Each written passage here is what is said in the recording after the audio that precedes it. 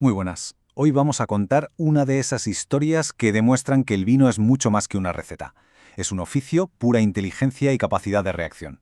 Nos vamos a adentrar en la bodega La Serrana, en pleno Bierzo, para descubrir cómo su equipo técnico fue capaz de transformar un desafío de la naturaleza en una auténtica oportunidad. Y todo empieza con esta pregunta, la pregunta del millón. ¿Qué pasa cuando el tiempo no acompaña, cuando el año viene, como se suele decir, torcido? ¿Se puede sacar de ahí algo realmente bueno?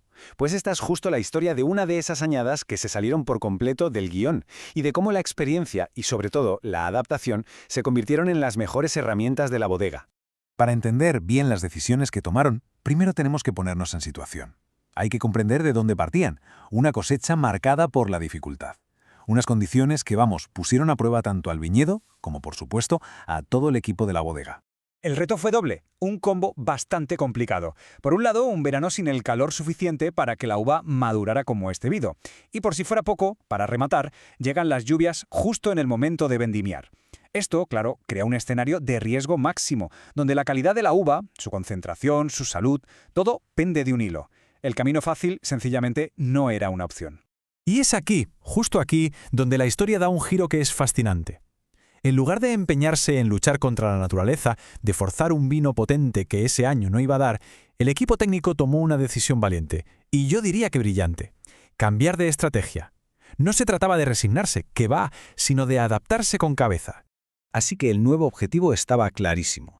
Si la añada lo que ofrecía era la frescura y un perfil aromático muy potente en lugar de estructura, pues a por ello.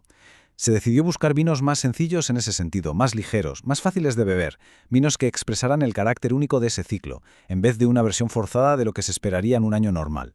Esta decisión se tradujo en un cambio técnico fundamental.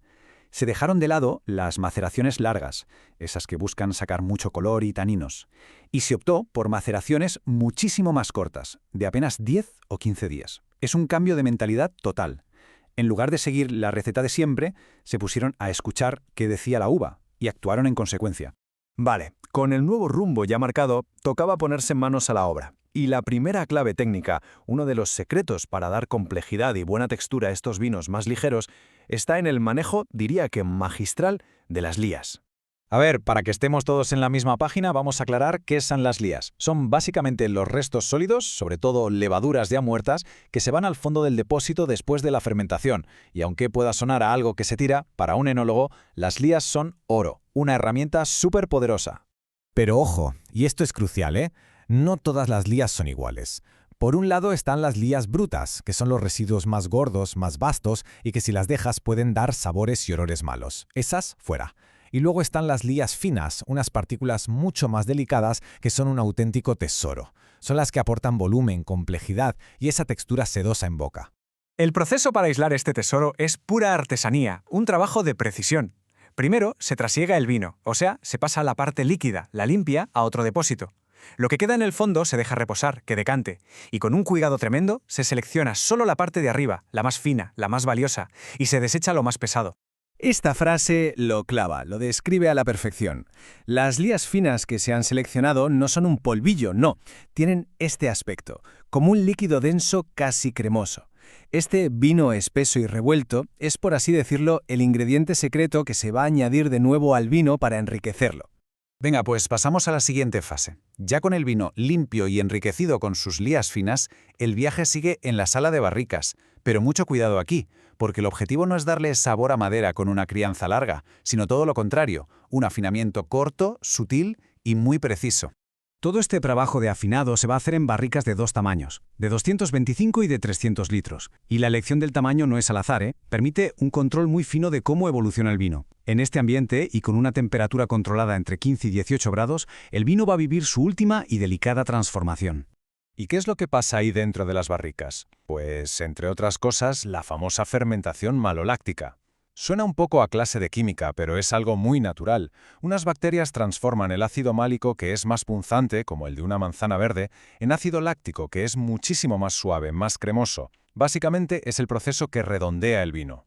Y aquí está una de las grandes claves que define toda la filosofía de esta añada, El tiempo. El vino va a estar en la barrica solo 2 meses, poquísimo tiempo, ¿verdad? Es lo justo y necesario para conseguir los objetivos sin que la madera se coma la frescura y el aroma, que son los verdaderos protagonistas.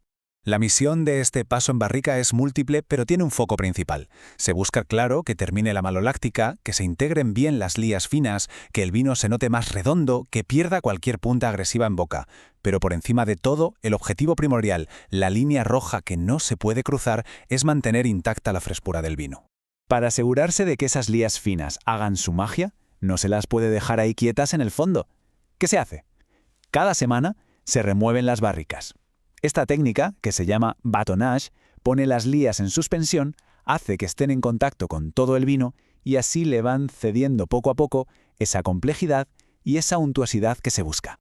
Y así, después de un camino lleno de decisiones inteligentes, de trabajo meticuloso, llegamos al resultado final.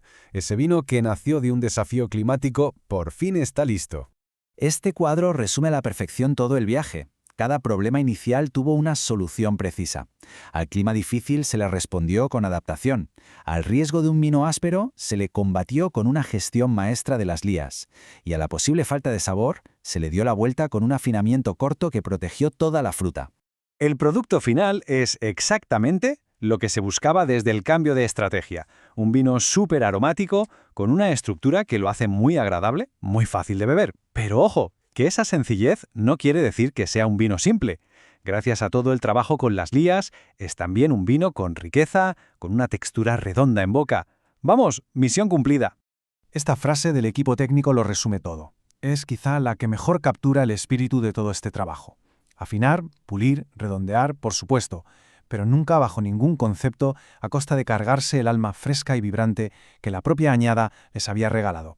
Y terminamos con esta reflexión para darle una vuelta. Lo que esta historia nos demuestra es que, quizás, la maestría en el mundo del vino no está en replicar una fórmula perfecta año tras año. A lo mejor está en tener la sensibilidad, el conocimiento y la valentía para adaptarse a lo que cada cosecha te da, saber escucharla y actuar. Ahí es donde, tal vez, reside la verdadera esencia.